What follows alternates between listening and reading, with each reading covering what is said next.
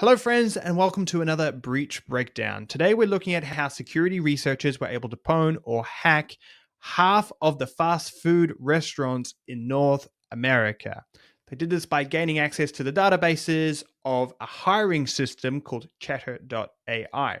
We're going to go through all the steps that the attackers took to get to there. We're going to look at who this affected, and finally, we're going to look at what Chattr.ai had to say or what they didn't have to say about this breach. Before we get into it, remember, please like and subscribe to the channel. I know you don't like hearing it. I hate saying it, but it helps the YouTube gods promote our material, which means I can do more breach breakdowns, and also it means I can keep my job. So please do that. I'll appreciate it. Enough about that. Let's get into this breach.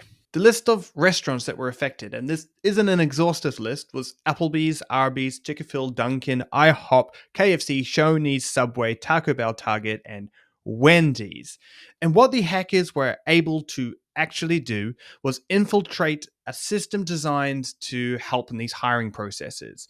They were able to accept applications or reject applications. They were able to even refund purchases made through this application and gain access to a whole bunch of sensitive data revolving to people working for these restaurants and people applying to work at these restaurants. Going way back to the start, these security researchers ultimately ended up compromising Chattr.ai, but that wasn't necessarily their target.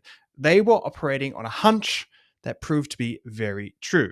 You see, this was their hunch. They decided that with the craziness that's going around AI, there's a whole bunch of startups that are really playing catch up and racing against the clock to jump on board the hype train.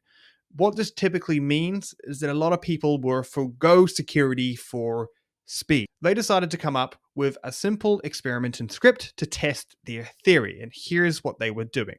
A lot of these startups use something called Firebase. It's a product from Google. In fact, it's several products, and it helps with authentication or messaging or real-time databases. Now, Firebase is a great product and is very secure when set up correctly. And as you can guess, probably by my dramatic statement on that what these security researchers were looking for is misconfigured Firebase accounts. So they started with a list of new startups that were using the .ai domain name. For instance, Chattr.ai. Once they had that list of domain names, the .ai domain names, they started scraping through that information, that data, and trying to find references to Firebase. They were then looking for the Firebase API keys to link that account. Now, they found lots of sites that had publicly exposed their Firebase API. And you may be thinking, whoa, that's crazy. API keys are really sensitive. But Firebase API keys usually are not. And that's because whilst it is an API key and it works in the same way, Firebase API keys are more or less used to identify the account and not provide access to it. It means if the account is configured correctly, an attacker won't be able to use this API key to gain access. They may be able to use it to identify the account and try and run more attacks, but they can't use this key to strictly gain access. What the attackers then did is once they had configured a list of all these Firebase API keys or unique identifiers, they then went on to see which of these accounts were compromisable or misconfigured. Now, there is simple ways to check if there are any security rules that are misconfigured with Firebase. Now, before I tell you how to do that, you must first promise that you can only keep watching if you use this information for good. You can automatically test if there's any misconfigurations in a Firebase account using a tool called Firepwn. Now, that's what the security researchers did in this case. Now, if you put your Firebase configuration data into Firepwn, then you start out with basically 0 permissions. But if there are misconfigurations, you can use the register feature to register you as an account and gain access to the database. Now, the security researchers did just this, and they got access to names, phone numbers, emails, plain text passwords, locations of branches, confidential messages, and shifts, just based on this initial misconfiguration. Now, that sounds terrible, and it is, but it gets so much worse.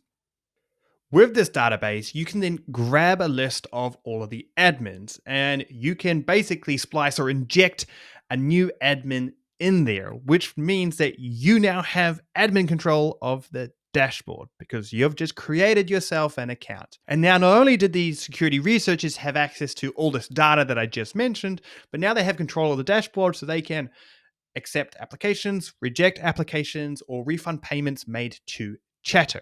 So by this point, the team has access to a whole bunch of stuff. Now, luckily for Chattr, this isn't a team of malicious actors. This is security researchers basically going down a hunch. Now, because of this, they weren't particularly after Chattr or completing with a bug bounty. It makes their approach slightly questionable, but they did disclose it completely. The timeline of the events was that they discovered this vulnerability on the 6th of January. On the 9th of January, they had completed a disclosure and wrote it to them. On the 10th, the next day, Chattr had patched the vulnerability, which props to them for patching it in one day. But here's the thing.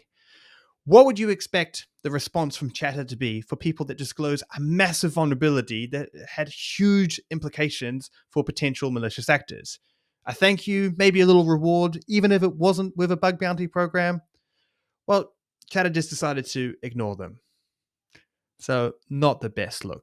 To me, this stinks of the fact that Chattr probably just wanted to wash this under the rug, and I'm willing to bet they probably didn't even disclose it to the companies that it affected. And currently, there's nothing on their website or blog about a security incident that affected the privacy and data of thousands of people using their platform. Not a good look. Well, that brings us to the end of our video on talking about this breach. Please like and subscribe to this channel if you like this content. We produce lots of it, and if you want us to cover any specific breaches or anything, then put them in the comments and I'll be sure to do a video on it.